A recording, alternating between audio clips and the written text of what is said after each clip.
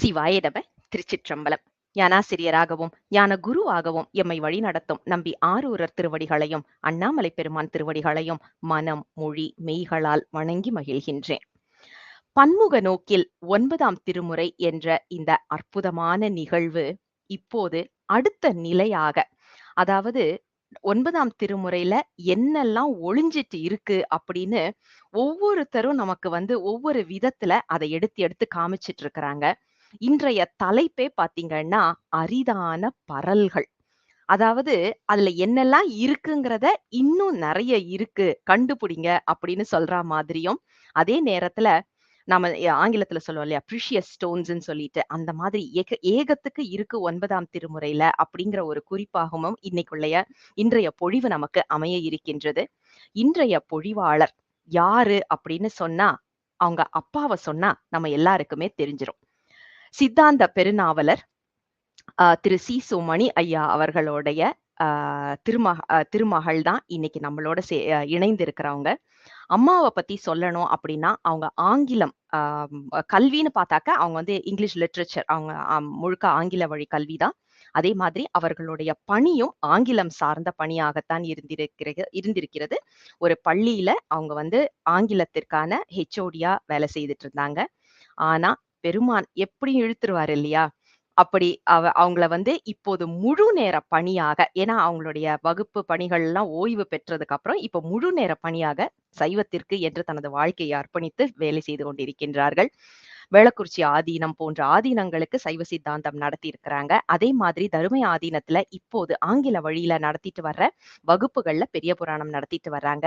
திருவனந்தபுரம், திருத்தணி போன்ற தலங்களுக்கும் சென்று சென்னையில இருக்கிற பெருமன்றம் இந்த மாதிரி இடங்களுக்கும் நிறைய வகுப்புகள் எடுத்திருக்கிறாங்க. அதே மாதிரி லண்டனுக்கு போய் அங்க 2 மொழிகளிலும், தமிழ், ஆங்கிலம் 2லுமே சைவ சித்தாந்தமும் திருமுறைகளையும் எடுத்து சொல்லும் ஒரு மிகப்பெரிய பணியை செய்திருக்கின்றார்கள் அப்படின்னு சொன்னா, அதாவது அரண் நாமமே சூழ்க வையகமும் அப்படிங்கிறதுக்கு எடுத்துக்காட்டா அம்மா அவர்களுடைய பணி பெருமான் கொடுத்திருக்கின்றார் அப்படின்னு தான் சொல்லணும். இப்போது தருமை ஆதீனத்தின் புலவராகவும் இருக்கின்ற அம்மா அவர்கள்தான். பெயர் நம்ம எல்லாருக்கும் தெரிஞ்ச பெயர் தான் சிவத்திருமதி மதிவேலாயுதம் அம்மா அவர்கள் தூத்துக்குடியிலிருந்து நம்மோடு இணைந்திருக்கின்றார்கள். அம்மா, திருச்சிற்றம்பலம்.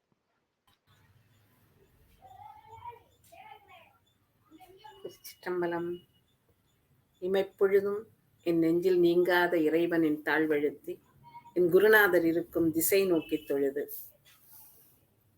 இன்றைய பணியை தொடங்குவதற்கு முன் ஒரு சிறு வார்த்தைகள்.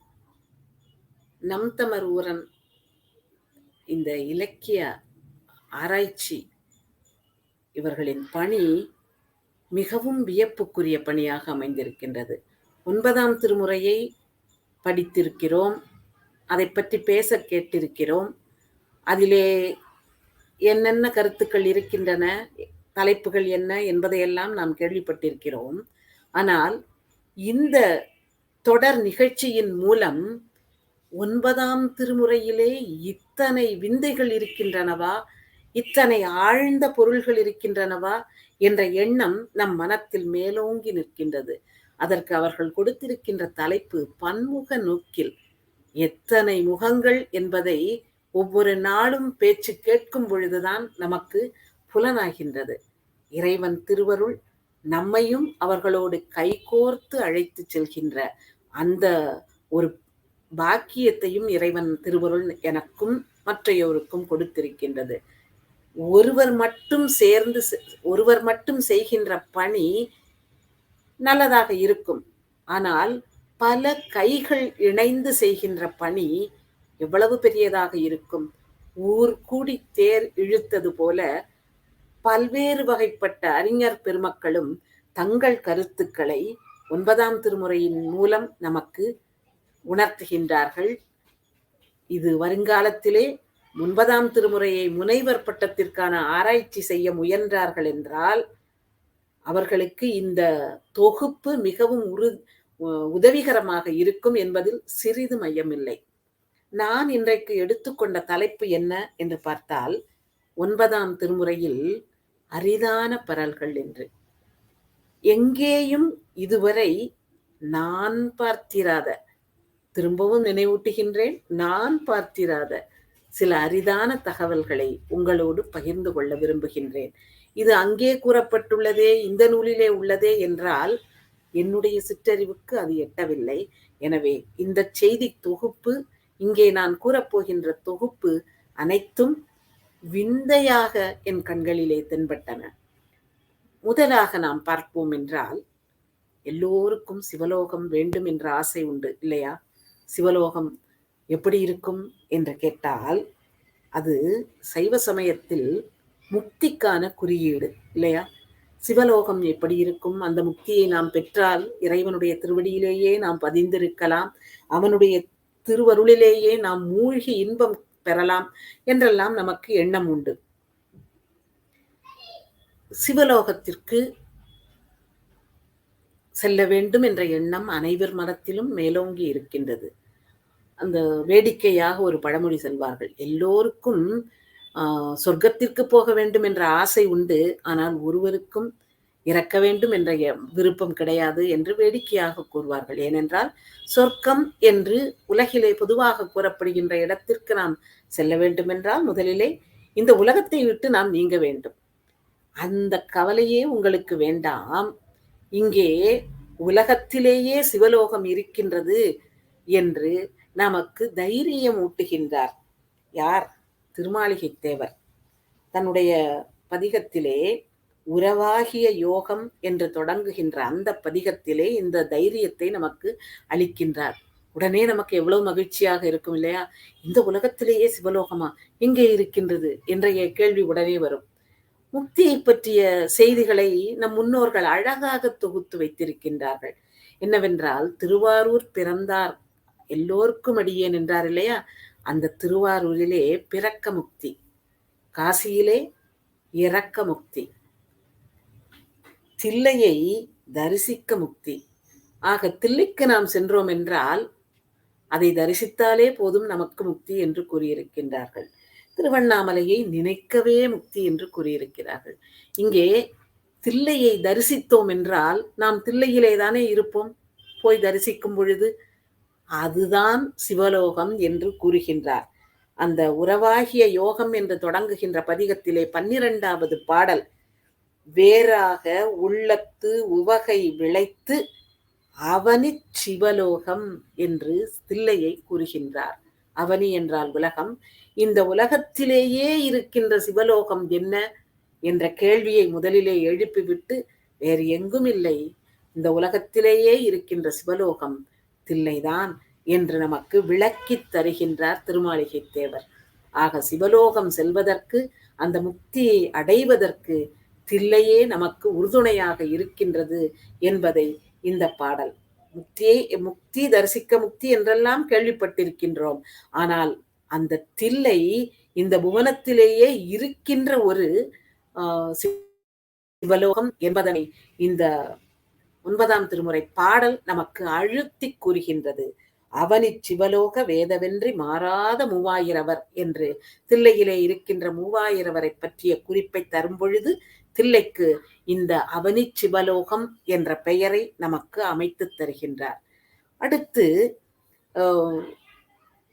உலகத்திலே இறைவன் மீது அன்பு கொண்டு இருக்க வேண்டும், அந்த அடியவர்களுக்குத்தான் அவனுடைய திருவடியை சேருகின்ற அந்த பெரும் பேறு எளிதில் கிடைக்கும் என்று நமக்கு உணர்த்துவார்கள் அருளாசிரியர்கள்.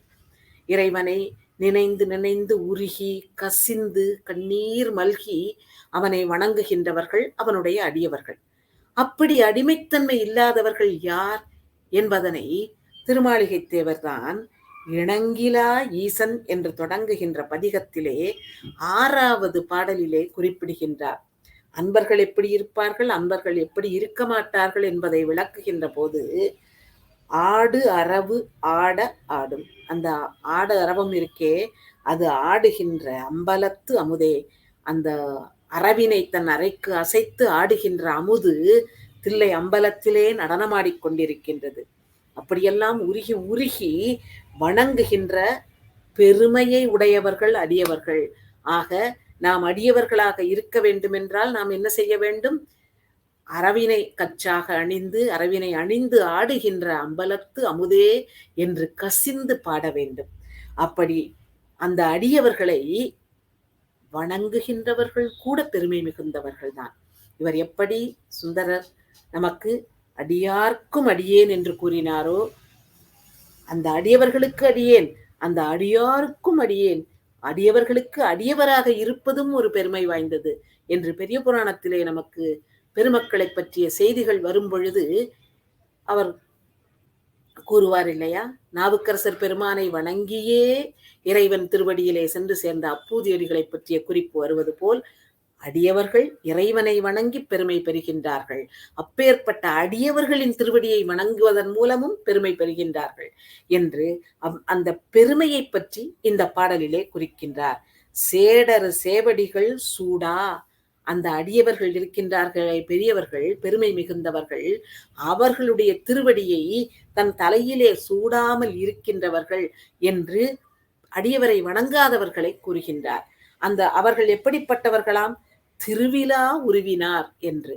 அங்கே திரு என்று கூறப்படுவது சிறப்பு, சிறப்பே இல்லாத உருவு. அவர்கள் உருவினார், அவர்களுக்கு உரு மட்டும்தான் இருக்கின்றது, அதாவது உடம்பு மட்டும்தான் இருக்கின்றது. அந்த உடம்பிலே உயிர் என்ற ஒன்று இருந்தால்தான் அந்த உடம்புக்கு பெருமை.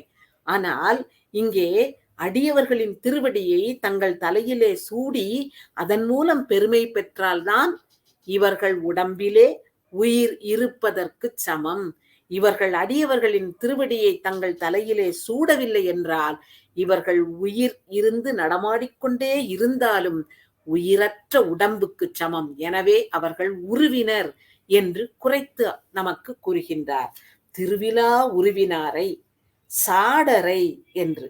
சாடர் என்றால் சகடர் என்ற சொல்லின் ஒரு வேறுபட்ட வடிவம். சகடம் என்றால் சக்கரம். அந்த சக்கரம் என்ன செய்யும்? ஓரிடத்திலே நிற்காது, நிலையில்லாமல் மாறி மாறி மாறி போகும். இன்றைக்கு கீழே இருந்தது நாளைக்கு மேலே வரும், இன்று மேலே இருப்பது நாளை கீழே செல்லும். இது போன்ற நிலையிலேதான் இவர்கள் இருப்பார்களாம். ஏன்? அடியவர்களின் திருவடியை தங்கள் தலையிலே சூடாத காரணத்தினால் இவர்கள் அடியவர்களோடு கொஞ்ச நேரம் இருப்பாங்க. ஆனா அவர்கள் பெருமை இவர்களுக்கு மறக்கும். எப்ப மறக்கும்? இந்த உலகத்து பொருட்கள் மீது அவர்கள் பற்று கொள்ளுகின்ற பொழுது சகடம் போல் கீழே வந்து விடுவார்கள் மேன்மையில் இருந்து. எனவே அந்த அடியார்களின் திருவடியை தலையிலே சூடியிருந்தால் சகடம் மாறுவது மாதிரி இவர்கள் நிலை மாறவே மாறாது, என்றைக்கும் மேலான நிலையிலேயே இருக்கும் என்று அடியார்களின் பெருமையை உணராத தன்மை உடையவர்களை சக்கரத்திற்கு ஊமையாக கூறுகின்றார். இங்கே பிறவியை சக்கரம் என்று கூறுவார். கரங்கும் சகடமும் போல் சென்மித்துடல திரோதித்து என்று குமரகுருபரர் கூறுவார். வினைப்பயனின் காரணமாக வாழ்க்கை மாறி மாறி பிறக்கும் என்று, வாழ்க்கையை பெறும் அந்த உயிர்களுக்கு கிடைக்கின்ற பிறவி மாறி மாறி வரும் என்பார். இங்கே அடியவர்களையே சக்கரம் என்று கூறுகின்றார். இது ஒரு வித்தியாசமான ஒரு கற்பனை இல்லையா? அதே மாதிரி அவர்களை உருவினர், அதாவது உயிரற்ற உடம்பை மட்டும் உடையவர்கள் என்று கூறுவதுமே ஒரு வித்தியாசமான ஒரு ஓமையாக நான் பார்க்கிறேன். அடுத்து அவர்களை சழக்கரை என்று கூறுகின்றார். சழக்கர் என்று அப்பரடிகளும் கூறுவார். சாத்திரம் பல பேசும் சழக்கர்கள் என்க இடத்திலே சழக்கர் பொய்யர் என்ற பொருளிலே கூறியிருக்கின்றார். எனவே இது இன்னொரு இடத்திலும் நாம் பார்ப்பது நமக்கு பழக்கமான ஒன்றாக நான் எடுத்துக்கொண்டு அடுத்த வார்த்தைக்கு போகிறேன். பிழைக்க பிட்க பேடரை என்று கூறுகின்றார். பிட்க என்றால் பிட்டு. நாம் சொல்லுவோம் இல்லையா, தோசையை பிட்டு சாப்பிட வேண்டும் என்று. அந்த பிட்டு தான் உயிர் வாழ்வதற்காக, பிழைப்பதற்காக மற்ற உயிர்களை கொன்று என்று, அதுதான் பிட்க. அந்த உயிரை பறித்து இருக்கின்ற பிட்க பிழைக்க பிட்க பேடர் என்று அவர்களை தைரியமில்லாதவர்கள் என்று கூறுகின்றார். இந்த சாடரை என்று கூறிவிட்டு அடுத்து மற்றும் ஒரு புதிதான ஒரு செய்தியை நமக்கு கூறுகின்றார். என்னவென்றால் சாட்கை மூட என்று. மூடச் சழக்கரை. சழக்கர் என்ற வார்த்தை மட்டும் நமக்கு பழக்கமானது, அதற்கு முன் கொடுத்த உவமை நமக்கு பழக்கம் இல்லாதது. சாட்கை மூட. மூட என்றால் முரட்டுத்தன்மையுடைய. சாட்கை என்றால் என்ன என்று பார்த்தால் சாண் கை. அவ்வளவுதான் அவர்களுடைய தன்மை. ஒரு சாண் அளவுதான் அவர்களுடைய தன்மை. அவர்களுடைய தன்மை மிகப்பெரியது அல்ல. அடியவர்களின் தன்மை மிகப்பெரியது. அதை அளவிடவே முடியாது. ஆனால் அந்த அடியவர்களின் பெருமையை உணராமல் அவர்களை விட்டு விலகி இருக்கின்றார்களே, அவர்களுடைய தன்மை, அவர்களுடைய உயர்வு எப்படி? ஒரு சாண் அளவுதான். ரொம்ப கம்மி இல்லையா? நம்ம உலகியல் பழமொழி சொல்லுவோம் இல்லையா? "சாண் பிள்ளை ஆனாலும் ஆண் பிள்ளை" என்று ஆணை உயர்த்தி பேசுவார்களே, அப்படின்னா என்ன அர்த்தம்?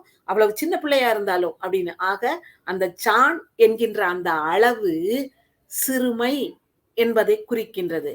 ஆக அடியவர்களின் பெருமையை உணராதவர்கள் ஒரு சாண் அளவுக்குத்தான் அவர்களுடைய பெருமையை நாம் கூற முடியும்.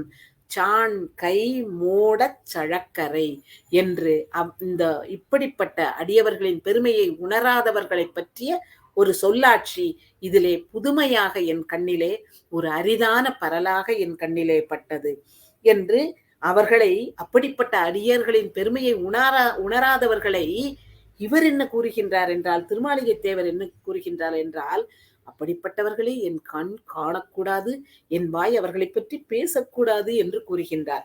ஆனால் அவர் போன்ற அருளாசிரியர் எல்லாம் நமக்கு அடையாளம் காட்டினால்தான் நாமும் அவர்களை விட்டு விலகி இருக்க முடியும் இல்லையா? அவர்கள் தான் மட்டும் ஒதுங்கி இருந்து விட்டார்கள் என்றால், நம்மை போன்றவர்களை கைப்பிடித்து அழைத்து செல்ல ஆசிரியர் பெருமக்கள் இல்லாமல் போய்விடுவார்கள். எனவே இவர்களை எல்லாம் குறிப்பிட்டு அடியார் பெருமக்களின் பெருமையை உணராதவர்கள் இவர்கள்.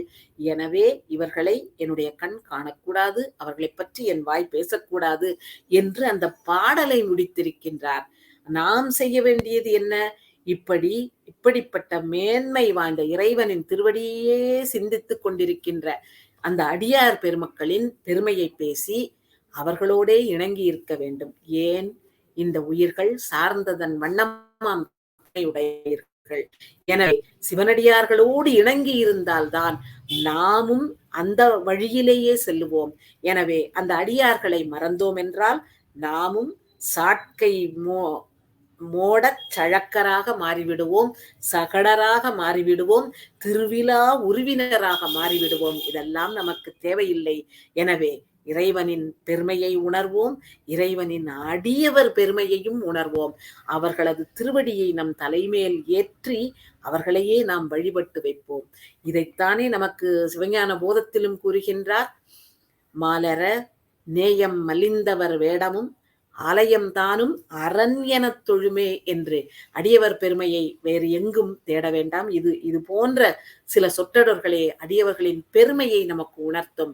அந்த அடியவர்களை விட்டு நீங்கினால் நாம் என்ன நிலைமைக்கு ஆவோம் என்ற இந்த அரிதான செய்தி எனக்கு 9ஆம் திருமுறையிலே காண கிடைத்தது. அடுத்து இன்னும் பார்க்க வேண்டும் என்றால், சேந்தனார் அருளிய திருவேழிமிழலை திருப்பதிகத்திலே மற்றும் ஒரு செய்தியை நான் பார்த்தேன். அதிலே என்ன சொல்லுகின்றார் என்றால், பொதுவாக ஏதாவது ஒரு பெரிதான ஒரு பொருளை பார்த்தோம் என்றால் அதன் வெளித்தோற்றத்திலே மயங்கி அதிலேயே நாம் நின்று விடுவோம். ஒரு காலத்திலே நான் கேள்விப்பட்டிருக்கின்றேன். அதாவது இப்பெல்லாம் நம்ம பெரிய பெரிய பாத்திரங்கள் அதுக்குள்ளெல்லாம் செய்கின்ற பட்சணங்கள் எல்லாத்தையும் பாதுகாப்பா வைக்கிறது, அதெல்லாம் வெவ்வேறு விதமான இதெல்லாம் வந்துட்டு வாய்ப்புகள் வந்து விட்டது. ஆனா அந்த காலத்திலே திருமண வீட்டிற்கு என்று செய்யக்கூடிய இனிப்பு பதார்த்தங்களை அத முதல்ல செய்து வைக்கும்போது அதை சுற்றி எறும்பு வந்து விடக்கூடாது என்பதற்காக என்ன செய்வார்களாம், அதை மலை போல் குவித்து வைத்திருக்கின்றார்கள் என்று வைத்துக் கொள்வோம். எறும்பு வந்துரும் இல்லையா? இப்ப அதை என்ன செய்வாங்கன்னா, அந்த மலையை விட்டு ஒரு 5 விரற்கடை தள்ளி, ஒரு 4 விரற்கடை தள்ளி அப்படி கோலம் போட்ட மாதிரி சீனியை தூவி வைப்பாங்களாம். தூவினா கொஞ்சம் இல்ல, கொஞ்சம் ஒரு குவியலா அப்படியே ஒரு பெரிய வட்டமா சுத்தி வச்சிருவாங்களாம். இப்ப என்ன ஆகும்னா, எறும்பு வரும் இல்லையா? அந்த இனிப்போட வாசனைக்கு எறும்பு வரும். எறும்புகள் எல்லாம் வந்து சீனிய பார்த்து சீனிய எடுத்துட்டு அப்படியே அந்த சீனியோடயே நின்றும். அந்த சீனி அதுக்கு எறும்புக்கு சீனி மலை மாதிரி தானே இருக்கும். நமக்கு தான் பதார்த்தம் மலை. எறும்புக்கு சீனி போட்டிருக்கிற அளவே மலை. அதை தாண்டி உள்ளேயே வராது. அதுக்குள்ள இதை எடுத்து இவங்க பத்திரப்படுத்திடுவாங்க. நாம அந்த நிலைமையில தான் இருக்கிறோம் என்று இதனை விளக்கமாக கூறுகின்றார். என்னன்னா, ஏதாவது ஒரு பொருள் நமக்கு கிடைக்குன்னு வைங்களேன், இப்ப அந்த பொருளின் பளபளப்பை பார்த்துட்டு அதிலேயே நின்றுதோம். அதிலேயே பெருமையாக பேசிக் கொண்டிருக்கின்றோம். இவர் யார சொல்றாரு? சூரியனை சொல்றாரு. சூரியன பார்த்த உடனே அந்த ஒளிய பார்த்துட்டு, ஆஹா! இந்த சூரியனின் ஒளி எவ்வளவு பிரகாசமாக இருக்கிறது. உலகத்துக்கே வழிகாட்டுது. இது இல்லன்னா நம்ம ஒண்ணுமே செய்ய முடியாது. மரம், செடி, கொடி எல்லாத்துக்கும் கூட சூரிய ஒளி தேவையா இருக்கு. அந்த சூரியன் ஒளி என் கண்ணொளியிலே பட்டால் தான் என்னுடைய என் கண்ணொளி இருந்தால் கூட பிரயோஜனம் இல்ல. சூரிய ஒளி வந்தால் தான் என்னால பொருட்களை பார்க்க முடிகிறது. அப்படின்னு சூரிய ஒளியை அத பற்றியே பெருமையாக நினைத்துவிட்டு, அந்த சூரியனுக்கும் அதையும் அமைத்து, அதையும் படைத்து நமக்கு தந்த இறைவனின் பெருமையை நாம் மறந்து விடுகின்றோம் என்று, அந்த எறும்பு எப்படி சீனியோட நின்னு போகுதோ, அதே மாதிரி வெளித்தோற்றத்திற்குள்ளேயே நின்று விடுகின்றோம். அதையும் தாண்டி அதற்குள் இருக்கின்ற இறைவனின் திருவருளை, அந்த திருவருளின் மேன்மையை நாம் மறந்து விடுகின்றோம் என்பதை 3வது பாடல் சேந்தனார் அருளிய திருவிழிமிழலை, அதிலே ஏகநாயகன் என்று தொடங்குகின்ற அந்த பாடலில் வருகின்ற வரிகள். மண்டலத்து என்று தொடங்குகின்ற பதிகத்திலே வருகின்ற 3வது பாடல். மண்டலத்து ஒளியை விலக்கி யான் நுகர்ந்த மருந்தை, அதாவது ஒளிய மட்டும் பார்த்துட்டு எப்ப ஏற்பட்டதுன்னு அதோட நிக்காம, அந்த ஒளியை விலக்கி இதற்கெல்லாம் காரணம் இவன், இவையெல்லாம் இவன் படைத்து நமக்கு அளித்திருக்கின்றான் என்று இறைவனின் பெருமையை நினைக்க வைக்கின்றார். அதை விலக்கி யான் நுகர்ந்த மருந்தை, என் மாறிலா மணியை, மாற்றமே இல்லாதவன். சூரியனாக இருந்தாலும் அதிலும் ஒரு மாற்றம் வரும் இல்லையா? காலம் வேண்டுமானால் மாறிப் போகலாம். அந்த மேகங்கள் மறைக்க அது மாறித்தான் போகிறது. அது மாறாமல் இருந்தாலும் நம்முடைய பார்வைக்கு அது மறைந்து இருக்கின்றது. ஆனால் இறைவன் எப்பேற்பட்டவன்? மாறிலா மணி. பண்டலர் அயன் மார்க்கு அரிதுமாய் அடியார்க்கு எளியதோர் பவளமால் வரை என்று கூறுகின்றார். அடியாருக்கு எளியவன் என்று கூறுவார்கள். அதே மாதிரி அயனுக்கும் மாலுக்கும் அரிதானவன் என்று கூறுவார்கள். இங்கே அவர்கள் தேடி தேடி தேடி பார்த்தும் கிடைக்கவில்லை, அரிதானவனாக இருந்தான். ஆனால் அடியவர்களுக்கு அவன் எப்படிப்பட்டவனாக இருக்கின்றான்? பவள மால் வரை. அதாவது திருவருட்பயனிலே வரும், மலைய காணும்னு யாராலையுமே சொல்ல முடியாது. அப்ப அவங்க எவ்வளவு அறிவற்ற நிலையில இருக்கின்றார்கள் என்று. அது மாதிரி பவளமால் வரையாக இருக்கின்ற சிவபரம்பொருளை அவர்கள் இருவரும் தேடி தேடி இன்னும் கண்டுபிடிக்கலேன்ட்டாங்களாம். ஆனா அடியவர்களுக்கு அவன் எளியவனாக இருக்கின்றான். இந்த கருத்தும் வரும். அயன்மாலுக்கு அரிதானவன் கருத்தும் வரும், அடியாருக்கு எளிதானவன் வரும். ஆனால் அவர்கள் தேடியும் கிடைக்காதவன் இவர்களுக்கு பவளமால் வரையாக கிடைத்தவன் என்பது அடுத்த ஒரு அரிதான செய்தியாக இந்த பாடலிலே நான் பார்க்கின்றேன். இப்படி வருகின்ற வெளியே தோன்றுகின்ற அந்த ஒளிவட்டத்தை விடுத்து அதன் உட்பொருளான சிவபரம்பொருளை நினைத்து வழிபட வேண்டும். எது கிடைத்தாலும். மற்றும் ஒரு எளிய செய்தி, நாம் பின்பற்றுவதற்கு எளிதான ஒரு செய்தி என்றுதான் எனக்கு தோன்றுகின்றது. இது இப்படி செய்யணும்னு காட்டிட்டோம்னு நம்ம செய்ய ஆரம்பிச்சிருவோம் இல்லையா? அது காட்டாத வரைக்கும் தான் நமக்கு அது அரிதான செய்தியா இருக்கு. அதாவது எதை பார்த்தாலும் அதிலே சிவபரம்பொருளை பாருங்கள் என்று நமக்கு வலியுறுத்துகின்றார்கள். ஆனாய நாயனார் புராணத்திலே அவர் குழல் ஊதி ஆனிரை மேய்த்து கொண்டு வருவார். அப்படி விளக்கமாக கூறுவார் சேக்கிழார் பெருமான். ஒரு முறை அப்படி மாடு மேய்க்க போகும் பொழுது அங்கே பார்ப்பார் சரக்கொன்றை மரம். அதிலே மலர்ந்திருக்கின்ற சரக்கொன்றையை எல்லாம் பார்த்தவுடன் இவருக்கு இறைவன் திருமேனியிலே விளங்குகின்ற சரக்கொன்றை மாலை போல தோன்றியதாம். அடுத்து அதிலே காய்த்து தொங்குகின்ற காய்கள் நீங்க பார்த்திருக்கலாம் இல்லையா? அது நீளமா அப்படி ஒரு மாதிரி முருகியது மாதிரி கருப்பு நிறத்துல இருக்கும் அந்த காய்கள் எல்லாம்.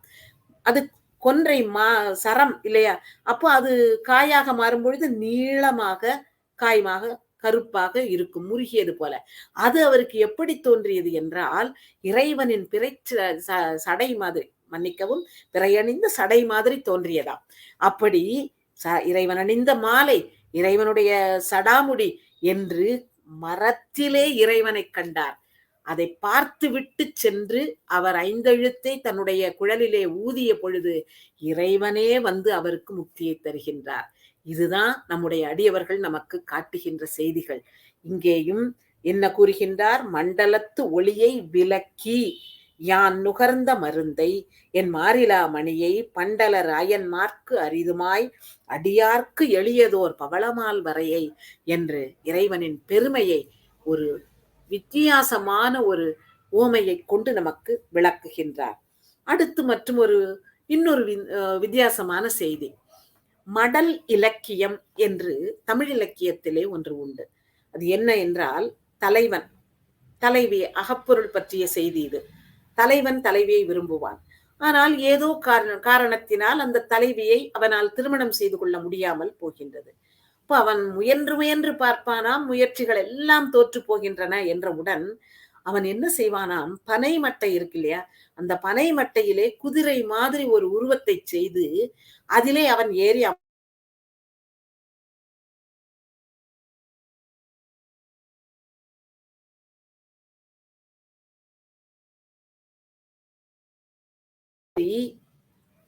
சென்று அவனை மற்றவர்கள் இழுத்து கொண்டு செல்வார்களாம். அதாவது தன்னிலை மறந்து அவன் இருக்கின்றானாம். தலைவியை சென்று சேர முடியவில்லையே, தலைவியை மணந்து கொள்ள முடியவில்லையே என்று அவன் கையிலே ஒரு ஓவியம் வைத்திருப்பானாம். இதை பார்ப்பவர்கள் எல்லாம் இந்த தலைவன் இப்படி வருந்துகின்றான், எனவே இந்த தலைவியை அவனுக்கு மணம் செய்து வைக்க வேண்டும் என்று முடிவெடுத்து அதற்கான செயல்பாடுகளிலே இறங்குவார்களாம். இதுதான் மடலேறுதல் என்று தமிழ் இலக்கியம் நமக்கு சுட்டி காட்டுகின்றது. ஆனால் எந்த இடத்திலும் ஒரு பெண் மடல் ஏறியதாக செய்தி கிடையாது. ஏனென்றால் பெண்கள் தங்கள் மனதிலே தோன்றுகின்ற ஆசையை, விருப்பத்தை வெளிப்படையாக கூறுவது கிடையாது என்பதனால் பெண் மடலேறிய செய்தி கிடையாது. அது மரபுக்கு மாறானது என்று கூறுவார்கள். இங்கே திருவிடைக்கழி என்ற பதிகத்திலே என்ற தலத்திலே பாடப்பட்ட பதிகம், அந்த விடைக்கழி என்ற திருவிடைக்கழி என்ற உடனேயே அதற்கு தலவரலாறு கூறுகின்றார்கள். தெய்வயானை விடை பெற்று சென்ற இடம், முருகப்பெருமானிடம் விடை பெற்று சென்ற இடம் என்பதனாலும் இரண்யாசுரனை வதம் செய்த பாவத்தை கழித்ததனாலும் இந்த இடத்திற்கு திருவிடைக்கழி என்ற பெயர் வந்தது என்று தலவரலாறு நமக்கு கூறுகின்றது. இங்கே உயிர்கள் அனைத்தும் அந்த தலைவன் தலைவி பாவனையிலே பாடல்கள் அமைந்திருக்கின்றன. இறைவனை தலைவனாகவும் இந்த தன்னை பெண்ணாகவும் வைத்து இந்த பாடல், இந்த பதிகம் பூராவும் பாடப்பட்டிருக்கிறது. அந்த தாய் கூறுகின்றாளாம், உன்மேல் அவள் ஆறாத பற்று கொண்டிருக்கின்றாள். நீ அவளுக்கு அருளவில்லை என்ற காரணத்தினால் அவள் என்ன செய்து விட்டாள் என்றால் மடலேற துணிந்து விட்டாள் என்று கூறுகின்றார். பெண் மடலேறுதல் என்பது எங்குமே குறிப்பிடப்படாத ஒரு செய்தி. எந்த இலக்கியத்திலும் அதை பற்றிய குறிப்பே கிடையாது. ஆனால் இங்கே ஒரு பெண் மடலேற துணிந்து விட்டாள். இங்கே எல்லா உயிர்களும் பெண்கள், இறைவன் ஒருவனே தலைவன். எனவே இங்கே பெண் மடலேறுவதுதான் நடக்கக்கூடிய காரியமாக இருக்கும் என்று நினைத்தாரோ என்னவோ, இதிலே ஆசிரியர் பெருந்தகை நமக்கு இப்படி ஒரு செய்தியை அமைத்து கூறுகின்றார். அதிலே 8வது பாடலிலே, திருவிடைக்கழி பதிகத்திலே வருகின்ற 8வது பாடல், வகை மிகும் அசுரர் என்ற வரியோடு தொடங்குகின்ற பாடலிலே, துடியடை மடல் தொடங்கினளே என்று இறுதி வரி அமைந்திருக்கின்றது. உன் மீது அவள் மாறாத பற்று கொண்டிருந்தாள். உன்னை சேர்ந்து விட வேண்டும், உன் திருவடியிலே சேர வேண்டும் என்ற எண்ணம் அவளுக்கு ரொம்பவும் இருந்தது. ஆனால் அந்த வாய்ப்பே அவளுக்கு கிட்டவில்லை. நீ அவளுக்கு கருணையே காட்டவில்லை. எனவே அவள் மடல் ஏற தொடங்கிவிட்டாள். அதை பற்றிய நினைப்பு அவளுக்கு வந்துவிட்டது என்று எங்குமே காணாத ஒரு செய்தியை இங்கே இதிலே நமக்கு அமைத்து தந்திருக்கின்றார். அடுத்து அதே பதிகத்திலே மற்றொரு பாடல். அங்கே பொதுவாக நமக்கு சொல்லுவார்கள் இல்லையா, சிவபரம்பொருளுக்கு என்னென்ன உபசாரம் எல்லாம் சொல்லுகின்றோமோ அனைத்தையும் முருகப்பெருமானுக்கும் அமைத்து கூறுவது சைவத்திலே வழக்கம். அவன் ஐன்முகச் சிவன், முருகப்பெருமான் அருமுகச் சிவன் என்று எல்லாவற்றையும் முருகப்பெருமான் மீது ஏற்றி கூறுவது நம்முடைய வழக்கம். இங்கே தோற்றத்தையும் அதுபோலவே அமைத்து தருகின்றார். திருவிடைக்கழி பதிகத்திலே முருகப்பெருமானை பற்றிய செய்திகளே அந்த நிறைய வருகின்றன. அதிலே இறுதி 12வது பாடலிலே, மன்னிக்கவும் 10வது பாடலிலே அமைத்து தருகின்றார். மருண்டுரை என்று தொடங்குகின்ற அந்த பாடலிலே முருகப்பெருமானுக்கு பிறை முடியும், சடை முடியும், முக்கண்ணும் என்ற செய்தியை நமக்கு காட்டுகின்றார். முருகப்பெருமானின் தோற்றத்தை வர்ணிக்கும் பொழுது அவருடைய சடைமுடியும் முக்கண்ணும் என்று பாராட்டி பேசுகின்றார். ஆனால் உரையாசிரியர்கள் அதனை அவை சடைமுடியும் முக்கண்ணும் உடையவனின் மைந்தனே என்று சில உரையாசிரியர்கள் உரையளிக்க, ஆனால் அதை முருகப்பெருமான் மீது ஏற்றிக் கூறுவதாக பல உரையாசிரியர்கள் நமக்கு அமைத்து தந்திருக்கின்றார்கள். இது வழக்கமான ஒன்று. ஆனால் எங்குமே இந்த குறிப்பு, அதாவது அருமுகச்சிவன் என்று குறிப்பிடுவார்கள். ஆனால் தோற்றப்புலிவை விவரிக்கும் பொழுது கூட சிவபரம்பொருளுக்கு சிவனுக்கு கூறுகின்ற அந்த தோற்ற விவரிப்பை இங்கே முருகப்பெருமானுக்கும் கூறுவது ஒரு அரிதான செயலாகத்தான் என் பார்வையிலே பட்டது. பிறை சடை முடி முக்கண்ணுடை கோமளக் கொழுந்தே என்று கூறுகின்றார். அதாவது பிறை அணிந்த சடைமுடியை உடைய, முக்கண்ணை உடைய கோமளக் கொழுந்து என்று அதை ஒரே சொற்றொடராக எடுத்துக்கொண்டு முருகப்பெருமானை கூறுவதாக கூறுகின்ற ஆசிரியர்கள், உரையாசிரியர்கள் இதை முருகப்பெருமான் என்றே குறிப்பிடுகின்றார்கள். கோமளம் என்றால் அழகு, மென்மை, இளமை என்று. அப்படி அதை முருகப்பெருமானாகவே கூறினார்கள் என்றால், இது முருகப்பெருமானை அருமுகச் சிவனாக நம் கண்முன்னாலே கொண்டு வைப்பது. அருமுகச்சிவன் என்று சிவபெருமானின் குணங்கள், அவனுக்கு கூறப்படுகின்ற 8 குணங்கள் என்று அந்த உபச்சாரங்கள் அனைத்தையும் முருகப்பெருமான் மீது ஏற்றி கூறியிருக்கிறார்களே தவிர, இப்படி உருவத்தையும் நமக்கு விளக்கி முருகப்பெருமானோடு ஒத்து நமக்கு தந்ததில்லை நான் அறிந்த வரையிலே. ஆனால் இங்கே அவனை பிறைச்சடைமுடி முக்கண்ணுடை கோமளக் கொழுந்தே என்று முருகனுக்கும் அந்த தோற்ற பொலிவினை அமைத்து நமக்கு தருகின்றார்கள். இப்படி இந்த பாடலிலே இப்படிப்பட்ட ஒரு அரிதான செய்தி நமக்கு கிடைக்கின்றது. அடுத்து பார்த்தோம் என்றால், திருக்களந்தை ஆதித்தேச்சரம் என்ற தலத்திலே அமைந்த கருவூர் தேவரது பதிகம். அதிலே 2வது பாடலிலே நமக்கு கூறுகின்றார். எப்படி என்றால், இறைவன் திருநடனம் ஆடுகின்றானாம். அவ்வளவு அழகாக தில்லையிலே அவ்வளவு அழகாக அவன் ஆடுகின்றான். அந்த நடனம் ஆடுகின்ற அவனுடைய தோற்ற பொலிவை முதல் வரிகளிலே கூறுகின்றார். சந்தன களபம் துதைந்த நல் மேனி, நல்ல அப்படி அழகா சந்தன களபம் பூரா துதைந்திருக்கு. தவள வெண்பொடி முழுதாடும், அந்த சந்தனம் பூசியது போன்ற மேனி, அதிலே திருவெண்ணீர் அணிந்திருக்கின்றான். வெண்ணீர் சன்னித்த மேனியன் இல்லையா இறைவன். அடுத்து செந்தழல் உருவில் பொலிந்து நோக்குடைய, அப்படி செந்தழல் மாதிரியாக இருக்கின்றது அவனுடைய மேனி. செந்தாமரை காடனைய திருமேனி உடையவன் இல்லையா எம்பெருமான். அப்படிப்பட்ட செந்தழல் உருவில் பொலிந்து நோக்குடைய நுதல் அவர்க்கு இடம் போலும். அவருடைய இடம், அந்த இடத்திலே அவர் இருக்கின்றார். அந்த இடம் எப்படிப்பட்ட இடமாக திகழ்கின்றது அந்த ஊர் என்று என்ன கூறுகின்றார் என்றால், இந்தன விலங்கல். இந்தனம் என்றால் விறகு, விலங்கல் என்றால் மலை. அப்பவே இந்த பழக்கம் இருந்திருக்கு. மலைகளிலே விறகுக்காக மரங்களை வெட்டுவார்களாம்.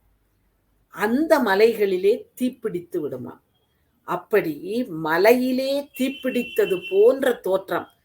எதற்கு என்று கேட்டால், 7 நிலை மாடங்கள் அந்த ஊரிலே இருக்கின்றன. 7 எழுநிலை, அப்படி எழுந்து நிற்கின்ற நிறைய நிலைகளை கொண்ட மாடங்கள். அந்த மாடங்களிலே அங்கே உரைகின்றவர்கள் என்ன செய்கின்றார்கள் என்றால், யாகம் வளர்க்கின்றார்கள். அந்த யாகத்திலே என்ன இருக்கும்? முத்தி வளர்ப்பது தானே. அந்த முத்தி வளர்த்து அவர்கள் யாகம் நடத்துவது, வேள்வி நடத்துவது ஏதோ மலையிலே தீப்பிடித்தது மாதிரி இருக்குமாம். எப்படி ஒரு உவமை பாருங்கள். மலையிலே தீப்பிடிப்பது என்பது இன்று கூட நாம் காண்கின்ற ஒரு செயல்தான். ஆனால் அது ஒரு உவமையாக பெரிய மாடங்களிலே யாகங்கள் நடத்துவது அந்த மலையிலே தீப்பிடித்தது மாதிரி தெரிந்தது என்று கூறுகின்றார். உயர்வான இடத்திலே யாகங்கள் எல்லா இடங்களிலும் நடந்து கொண்டிருந்தன. ஆக தள்ளி இருந்து பார்ப்பவர்கள் ஏதோ மலையிலே தீப்பிடித்தது போல தோன்றியது என்று ஒரு நல்ல ஒரு வித்தியாசமான ஒரு உவமையை நம் கண்முன்னாலே கொண்டு அமைத்து தருகின்றார். இனி இதை படித்த பிறகு நமக்கு என்ன தோன்றும்? தூரத்திலே மலையிலே தீப்பிடித்தால் கூட முதல்ல நினைப்பு வரும், ஐயோ அந்த தீய குளிர்விச்சு அங்க இருக்கின்ற உயிரினங்களை காப்பாற்றி இறைவாங்கிற எண்ணம் தான் முதல்ல வரும். அடுத்த எண்ணம் என்ன வரும்? இப்படித்தான் அந்த ஊர் இருந்திருக்கும் இல்லையா, 7 நிலை மாடங்கள்ல யாகம் நடத்தும் பொழுது இப்படி மலையிலே தீப்பிடித்தது போல இருந்திருக்கும் என்று உடனே சிவனை நினைப்போம், அவனை வணங்குவோரை நினைப்போம். ஆக அது நம்மை வெறும் உறவினராக இல்லாமல் திருவுடைய உருவினை உடையவர்களாக நாம் ஆவதற்கு வழிகாட்டும். இப்படிப்பட்ட ஒரு வித்தியாசமான உவமை நம் மனதிலே கல்லில் அமைத்த எழுத்து போல பதிவதற்காக ஆசிரியர் கருவூர் தேவர் நமக்கு அமைத்து தந்திருக்கின்றார் என்று விறகு மலை என்று வித்தியாசமான ஒரு கற்பனையை தந்து நம் மனதிலே இடம் பிடித்து விடுகின்றார். அடுத்து இன்னொரு பாடல். இது என்னன்னா அதே பதிகத்திலே 7வது பாடலிலே அமைகிறது. நம்ம பொதுவாக சொல்லுவோம் இல்லையா, ஒரு இறைவனுடைய திருவடியை நினைக்காம நான் இருக்கேன், என்னுடைய நெஞ்சம் ரொம்ப கல்லான நெஞ்சம், என்னுடைய உணர்வில்லாத தன்மையில நான் இருக்கேன், அப்படிலாம் நம்ம சொல்லிட்டே போவோம். இங்கே வித்தியாசமாக மற்றும் ஒரு உயிரினத்திற்கு நம்மை ஒப்பிடுகின்றார். அதாவது நாம உணர்வில்லாமல் இருந்தால் இது உலகியலிலே நம் வீட்டிலே நம் பிள்ளைகளை கூட நாம் இப்படி சொல்லுவோம். ஆனா நம்ம அந்த இடத்துல வச்சு பார்க்கவே மாட்டோம். பிள்ளையில சர்வசாதாரணமா சத்தம் போடுவோம். ஏன் அப்படி உணர்வே இல்லாம அசைஞ்சிட்டே வரேன் அப்படின்லாம் கத்துவோம். ஆனா நாமும் அந்த நிலைமையில தான் இருக்கோங்கிறது நினைத்தே பார்ப்பதில்லை. இதுவும் ஒரு வித்தியாசமான ஒரு கற்பனையாக ஊமையாகத்தான் எனக்கு தோன்றியது.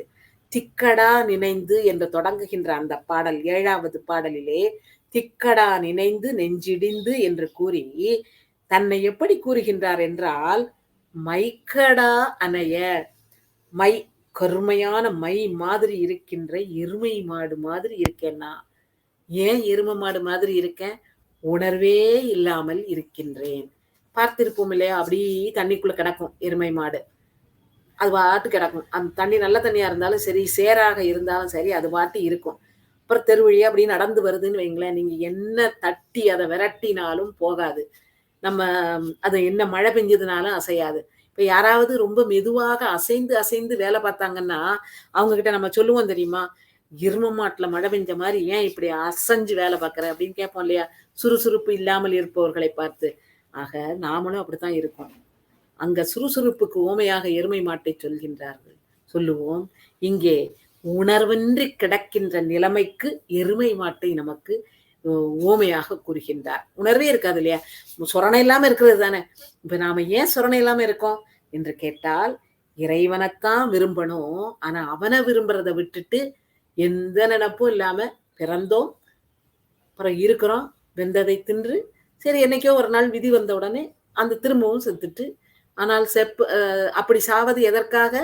மீண்டும் பிறப்பதற்காக. அவ்வளவுதான். நம்ம பிறக்கோம், இருக்கோம், நிறைய வினை செய்கின்றோம், அப்புறம் ஒரு காலத்துல நமக்கு ஒரு முடிவு வரும், திருப்பியும் இன்னொரு பிறவி எடுத்து திரும்ப வினை ஈட்டி கரங்கும் சகடமும் போல் அப்படியே மாறி மாறி மாறி அச்சு மாறி பிறந்து இதுலயே கிடக்கும். இது எதற்கு ஓமை? எருமை மாடு எப்படி உணர்வே இல்லாமல் தன்னுடைய நாட்களை போக்குகின்றதோ அது மாதிரி நானும் இருக்கின்றேனே என்று ஒரு வித்தியாசமான ஒரு ஓமையோடு நம்மை இன்னும் கொஞ்சம் யோசிக்க வைக்கின்றார்.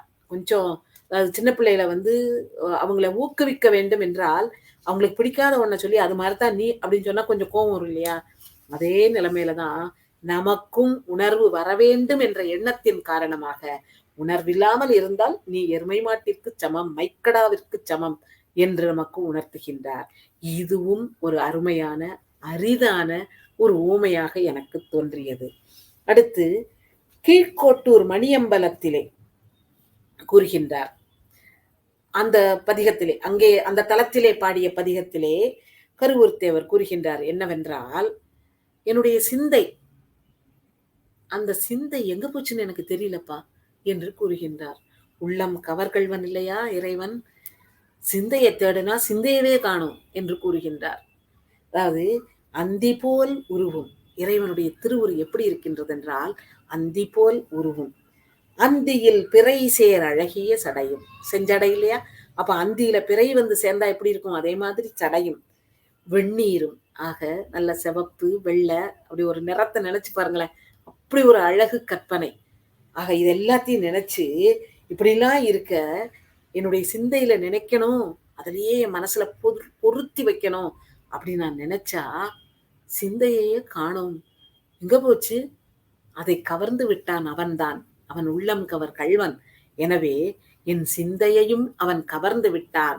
ஆனா எனக்கு என்ன நினைப்பு இருக்கு? என்னுடைய கண்கள் இதை காணும் பொழுது, அகக்கண்ணால் அதை காணும் பொழுது, அந்தி வானம் போன்ற செக்கர் மேனி, செந்தாமரை காடனைய அந்த திருமேனியை பார்க்கும் பொழுது, அதிலே செக்கர் வானத்திலே பிறை வந்தது போல செஞ்சடை மேலே பிறை இருப்பதை பார்க்கும் பொழுது, அடுத்து அவனுடைய வெந்நீரணிந்த தோற்றத்தை பார்க்கும் பொழுது, என் சிந்தையிலே பதித்துக் கொள்ள வேண்டும் என்று நான் நினைக்கின்றேன். ஆனா அது அவனிடம் சென்று விட்டதால் எங்கிட்ட என்னுடைய சிந்தையே இல்லை என்று கூறுகின்றார். சிந்தையும் தேடினேன், அதுவும் காணோம் என்று. இதுவும் ஒரு வித்தியாசமான ஒரு விவரிப்பாக எனக்கு தோன்றியது. என் மனம் என் வசத்தில் இல்லை என்று, அது இறைவன் வசத்திலே சென்று விட்டது என்று நமக்கு விளக்குகின்றார். ஆக மனம் எப்படி இருக்க வேண்டும் என்பதை இந்த பாடல் நமக்கு உணர்த்துகின்றது. முதல்ல மனம்தான் போய் பற்றும் இல்லையா? ஏதாவது ஒன்றை பற்றும். அப்புறம் புத்தி நிச்சயிக்கும். சரி, இந்த பொருள் நமக்கு தேவையா? எனக்கு என்ன பலனை தரும்? பலன் தருமா? அப்படின்னு அடுத்தாக்குல புத்தி நிச்சயிக்கும். அடுத்து அகங்காரம் பல்கால் எழுந்திருந்து இது அதை பற்றி ஆராய்ச்சி செய்யும். இது செய்தா எனக்கு எதுவும் பலன் இருக்கிறதா? எனக்கு ஏதாவது நல்லது நடக்குமா? என்று அந்த ஆணவத்தோட நினைப்போம் இல்லையா? அகங்காரம். அடுத்து சிந்தை சிந்திக்க தொடங்கும். ஆக எதுக்கும் முதல்ல இருக்க வேண்டியது மனம். மனம்தான் முதலிலே பற்ற வேண்டும். அந்த மனம் எதை பற்ற வேண்டும்? பற்றற்றான் பற்றினை பற்ற வேண்டும். ஏன் இல்லைன்னா இந்த உலகத்து பற்றை இந்த மனம் பற்றிவிடும். இந்த உலகத்து பற்றை நான் பற்றிவிட்டேன் என்றால் இறைவன் மீதான பற்று எனக்கு மாறிவிடும். அப்போ முதல்ல இறைவனை பற்றி, அப்புறம் இந்த உலகத்து பற்றை விட்டு அந்த சிந்தை பூரா அவனே நினைவாக இருக்க வேண்டும். சித்தத்து பூரா இறைவன் பால வைத்து, சித்தத்தை சிவன் பாலே வைத்து நாம் நடமாட வேண்டும். அப்படி வைத்தோம் என்றால் அந்த சிந்தை அவனை விட்டு வேறு எங்குமே போகாது, அவனிடமே தஞ்சமடைந்து விடும். அப்படி தஞ்சமடைந்து விட்டால் நம் மனம் வேறு எதையும் பற்றாது. நம் மனம் நம் வசத்தில் இல்லாமல் இறைவனின் வசத்துக்கு சென்றுவிடும் என்ற ஒரு அரிதான வழிகாட்டியாக இந்த பாடல் எனக்கு தோன்றுகின்றது. இப்படி ஒரு செய்தியை இந்த பாடல் நமக்கு உணர்த்துவதன் மூலம் உலகப்பற்றை விடுத்து இறைவனின் மீதான பற்றை நாம் கொள்ள வேண்டும்.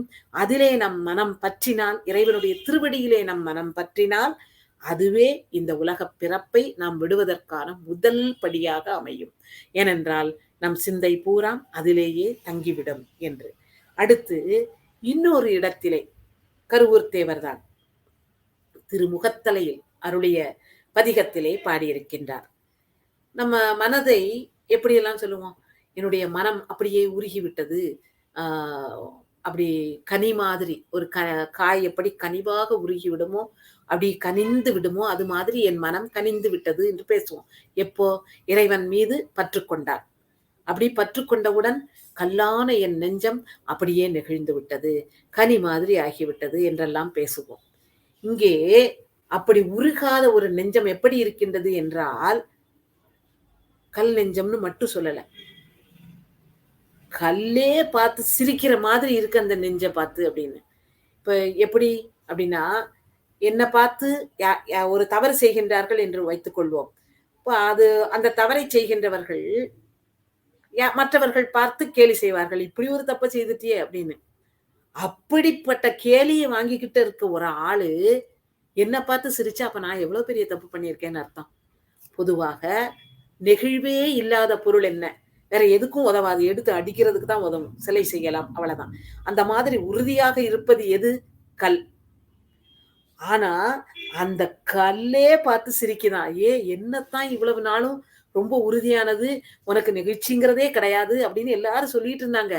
ஆனா உன்னுடைய நெஞ்சம் இருக்கே, நீ என்னை விட உறுதியா இருக்கப்பா, என்னை விட கடினமா இருக்க. உன் நெஞ்சு உருகவே உருகாது. நீ அருளே இறைவனுடைய திருவருளை போய் சேரவே முடியாது. ஏன்னா உருகினா தானே அங்க போய் சேர முடியும். உனக்கெல்லாம் அதுக்கு அந்த வழியே கிடைக்காதுப்பா என்று கல்லே இந்த நெஞ்சத்தை பார்த்து கேலி பேசுகிறதா. அப்படிப்பட்ட கல் நெஞ்சம், அப்படிப்பட்ட இறுகிய கடினமான நெஞ்சம் என்று விளக்குகின்றார். எப்படி பாருங்களேன், கல் உறுதியானது, கடினமானது, உருகவே உருகாதது அப்படின்னு சொன்னா, அந்த கல்லே கேலி செய்கின்ற அளவுக்கு என்னுடைய நெஞ்சம் கடினமானது என்று ஒரு அரிதான ஒரு கற்பனையை இங்கே நமக்கு தருகின்றார். அப்படி கல்லை விட கடினமான நெஞ்சத்தோடு நாம் இருப்பது சரியா என்பதை சிந்திக்க தொடங்குவோம் இல்லையா? கல்லத்தான் இவ்வளவு நாள் ரொம்ப கடினமானது அப்படின்னு நம்ம இவ்வளவு நாள் நினைச்சுக்கிட்டு இருந்தோம். அந்த கல்லே நம்மளை பார்த்து கேலி பண்ணுதுன்னா அது ரொம்ப தப்பு. அப்ப கொஞ்சம் நெகிழணும். நெகிழ்வதற்கு என்ன செய்ய வேண்டும்? அவனை பார்த்து செல்லணும். முதல்ல அவனை கண்ணால பார்க்கணும். அந்த செக்கர்வானம் மாதிரி மேனி, அந்த செக்கர்வானிலே இருக்கின்ற பிறை போல் செஞ்சடையும் அவனுடைய பிறையும், அவனுடைய வெந்நீர் அணிந்த திருமேனி அப்படின்னு அவனை கொஞ்சம் கொஞ்சமா பார்க்கும்போது கண்கள் முதல்ல போய் பற்றியவுடன் என்ன ஆகும்? அது நமக்கு ஒரு மகிழ்ச்சியை தரும். அப்புறம் அப்படியே மனசுக்குள்ள பதியும். அந்த மனதிற்குள்ளே பதிந்த பிறகு அப்படியே அவனை பற்றியே சிந்திக்க தொடங்குவோம். அப்படி அவனை பற்றி சிந்திக்க தொடங்கிய பிறகு அவனுடைய அருள், அது தருகின்ற இன்பம், இதெல்லாம் நமக்கு புரிய தொடங்கும். அது பவளமால் வரை மாதிரி பெருசாக இருக்குங்கிறத நாம புரிந்து கொள்வோம். அது எனக்கு இன்பத்தை தரக்கூடியதுன்னு புரிந்து கொள்வோம். அந்த இன்பம் ஒரு நாளும் மாறாதது என்பதை புரிந்து கொள்வோம். இப்படியே ஒவ்வொன்னா நினைக்க நினைக்க நினைக்க நெஞ்சம் மாறாதா? நம் மனம் ஏன் நம் உறவுகளை பார்க்கும் பொழுது நெகிழ்கின்றது? அவர்கள் மேல் நாம் வைத்த அன்பின் காரணமாக, அவர்களை பற்றியே நாம் சிந்தித்துக் கொண்டிருப்பதன் காரணமாக, அவர்களின் உயர்வையே நினைத்துக் கொண்டிருப்பதன் காரணமாக. இப்ப நம்மோடு நெருக்கமான ஒரு உறவினரை நினைத்தால் உடனே நம் மனம் நெகிழ்ந்து விடுகிறது. இந்த எப்போதும் அவர்களை பற்றி சிந்திப்பதால். இதுதான் இறைவனை பற்றியும். இறைவனை பற்றியே சிந்தித்துக் கொண்டு அவன் எந்த அளவிலெல்லாம் எனக்கு அருளக்கூடியவன் என்பதை நான் நினைத்து கொண்டே இருந்தால் இந்த கல்லு கூட கேலி செய்யக்கூடிய அந்த நெஞ்சம் என்ன செய்கின்றதாம்? நெகிழ்ந்து விடும் என்பதை நமக்கு அருளாளர்கள் உணர்த்தி இருக்கின்றார்கள். ஆனால் கல்லும் கேலி செய்யக்கூடிய நெஞ்சமாக என்னுடைய நெஞ்சம் இருக்கக்கூடாது என்பதை உணர்த்துவதற்காக இதிலே கூறுகின்றார், கல்நகா உள்ள கள்வனேன். என்னுடைய நெஞ்சம் எப்படிப்பட்டது? கல்லு கூட நகும் என்னுடைய நெஞ்ச பார்த்து, என்னை விட ரொம்ப மோசமா கடினமா இருக்கு அப்படின்னு என்ன பார்த்து கிண்டல் செய்யும். அப்படிப்பட்ட உள்ளத்தை கொண்ட கள்வன் என்று கூறுகின்றார். என்ன கள்வன்? எதற்காக கள்வன் என்றால், எனது அல்லாததை என்னுடையது என்று நினைப்பவன் கள்வன் இல்லையா? என்கிட்ட இருந்து ஒரு பொருளை யாராவது எடுத்துட்டு போனாங்கன்னா அவங்களை கள்வன் என்று நான் கூறுவேன். என் கையிலே இருக்கின்ற அலைபேசியை எப்படிங்கிட்டு போயிட்டாங்கன்னா திருடன் என்று கூறுவேன். ஏன்னா அது எனக்கு உரியது. அவனுக்கு உரியது அல்லாததை அவன் எடுத்ததால் அவன் கள்வன். அதே மாதிரிதான் எனக்கு உரியது எது? இறைவனுடைய திருவடி. அதை எடுக்கிறத விட்டுட்டு உலகத்திலே இருக்கின்ற பொருள் தான் எனக்கு உரியதுன்னு நான் நினைக்கேன். அது எனக்குரியதா? இல்லவே இல்லை. இப்ப இந்த உடம்பிலே உயிர் இருக்கும் பொழுது இந்த உடம்பு எதையெல்லாம் சொந்தம் கொண்டாடுகிறது என்று பார்த்தால், இந்த உடம்பை விட்டு உயிர் போன பிறகு இந்த உடம்பால ஒரு பயனும் இல்லை. அந்த பொருளாலேயும் இந்த உடம்புக்கு ஒரு பயனும் இல்லை. அந்த உயிருக்கும் ஒரு பலனும் இல்லை. அப்ப அது எனக்குரியது இல்லைல்ல. ஒரு நேரம் எனக்குரியது எனக்குரியது என்னோடது என்னோடது என்னோடதுன்னு நான் நினைக்கிறது நிச்சயமாக எனக்கு உரியது அல்ல. ஆனால் எந்த பிறவியிலும் எனக்கு உரியது எது? இறைவனின் திருவடியும் அந்த திருவடி தருகின்ற திருவருளும் தான். எனவே எனக்கு உரியது அல்லாததை எனக்கு உரியது என்று நினைப்பதால் நான் கள்வன் என்று கூறுகின்றார். எவ்வளவு அழகான ஒரு அரிதான ஒரு உவமை பாருங்களேன். கல்நகா உள்ள கள்வனேன், நின்கண் கசிவிலேன். ஒன்ன பார்த்து எனக்கு கசிவு வரலையப்பா என்று வருந்துகின்றார். நினைக்க நினைக்க நினைக்க நிச்சயமாக அந்த கசிவு வரும் என்பதையும் உணர்த்துகின்றார். பின்னால கண்ணின் நீர் சொரியேன். ஆக ஒரு அடியவர் எப்படி இருக்க வேண்டும் என்பதையும் இப்படிப்பட்ட செய்திகளின் மூலம் நமக்கு தருகின்றார். நம் கண்களிலே நீர் சொரிய வேண்டும். தாரை தாரையாக நீர் வழிய வேண்டும். உருகி உருகி அவனை நினைக்க வேண்டும். உருகி உருகி அவனை பாட வேண்டும். இதற்கெல்லாம் எப்படி நாம் வழி தேட வேண்டும் என்றால் அடியாரோடு இணங்கி இருத்தல். அப்பொழுதுதான் கல் போன்ற நம் நெஞ்சமும் கசிந்து உருகும் என்று இந்த உவமையின் மூலம் நாம் செய்து கொண்டிருப்பது என்ன என்பதையும் விளக்கி, செய்யக்கூடாதது இது என்பதையும் சுட்டி காட்டுகின்றார். அப்படி என்றால் செய்யக்கூடியது அது. நாம் செய்யாமல் இருப்பது என்ன? கசிந்து கண்ணீர் விடாமல் இருப்பது, உள்ளம் நெகிழாமல் இருப்பது, அப்படியே உன் மீது கசிந்து உருகாமல் இருப்பது. இப்படியெல்லாம் இருப்பதனால் உன்னுடைய திருவடியை நான் தேடாமல் தள்ளியே இருக்கின்றேன். உன்னுடைய திருவடி தருகின்ற இன்பத்தை அனுபவிக்காமலேயே இருக்கின்றேன். எனவே என்னுடைய நெஞ்சை பார்த்து கல்லே நகுகின்றது என்று கூறுகின்றார். இதன் மூலம் நாம் பெறுகின்ற செய்தி என்ன என்று பார்த்தால், கல்லு நகுற அளவுக்கு நம்முடைய உள்ளம் கடினமாக இருத்தல் கூடாது. நெகிழ்ந்த உள்ளத்தோடு இருக்க வேண்டும். இறைவனையே நினைக்க வேண்டும்.